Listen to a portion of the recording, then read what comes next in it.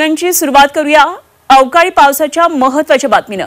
नाशिक जिल्ह्याला अवकाळी पावसाचा चांगलाच तडाखा बसलाय। 1298 हेक्टरवरच्या पिकांचं यामध्ये मोठं नुकसान झालेलं आहे। अवकाळी पावसाचा नाशिक जिल्ह्याला तडाखा बसलेला आहे। द्राक्ष, डाळिंब, कांदा, गव्हाचं पीक अक्षरशः भुईसपाट झाले।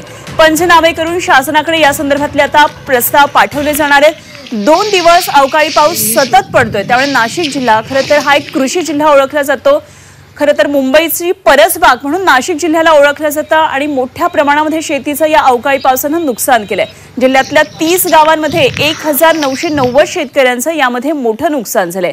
कांदा, द्राक्ष, डाळिंब अशा बागांना अवकाळी पावसाचा मोठा फटका बसलेला आहे आणि प्रत्येकाच्या बांधावर जाऊन शेतकऱ्यांचे पंचनामे करण्यात येतील। त्यानंतर शासनाकडे मदतीसाठी प्रस्ताव पाठवला जाईल अशी माहिती कृषी विभागाकडून देण्यात आली आहे।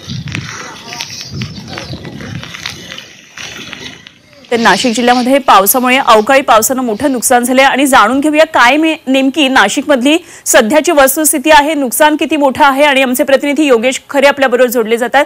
योगेश, नाशिक म्हणजे मुंबईची परसबाग आपण म्हणतो, मोठ्या प्रमाणामध्ये अवकाळी पावसाचा तडाखा आहे। कृषी क्षेत्राला सगळ्यात मोठा फटका आहे। अनेक पिकं भुईसपाट झाल्याची चित्र आपल्याला पाहायला मिळतात। काय नेमकी वस्तुस्थिती आहे?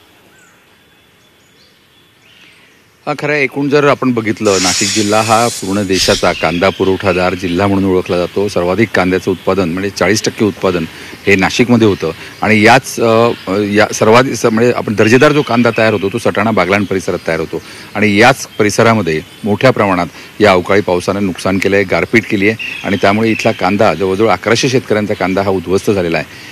विशेषतः बागलाणमध्ये सर्वाधिक नुकसान हे आपल्याला पाहायला मिळते। त्याबरोबर जो उभं असलेला गहू आणि हरभरा काढणीला आलेला होता, ज्यातून 2 पैसे आता शेतकऱ्याला लगेच मिळणार होते, ते सुद्धा बऱ्याच ठिकाणी जमीनदोस्त झाल्याचं आपल्याला पाहायला मिळते। 10 हेक्टरवरचा गहू हा जवळजवळ नष्ट झाला आहे नाशिक जिल्ह्यामध्ये आणि एकूण 8 तालुक्यांमध्ये याचा फटका आपल्याला बसलेला पाहायला मिळतोय। बऱ्याच ठिकाणी जर आपण बघितलं तर 2000 शेतकऱ्यांना एकूण याचा फटका बसलेला आहे। 30 गावांमध्ये हा फटका आहे आणि जे काही नुकसान आहे ते भरून निघणारं नाही आहे। आता पुन्हा काल संध्याकाळी सुद्धा पुन्हा पाऊस झालेला आहे, गारपीट झाली आहे, त्याचं मोजमाप जे आहे ते व्हायचं बाकी आहे। कृषी विभाग आता पुन्हा त्याचे पंचनामे करेल आणि प्रत्येकाच्या बांधावर जाऊन पंचनामे करेल, त्यानंतर संपूर्ण डिटेल्स आपल्याला समोर येतील। मात्र हवामान विभागाने जो आज पुन्हा इशारा दिला आहे त्यामुळे शेतकरी धास्तावलेला आहे।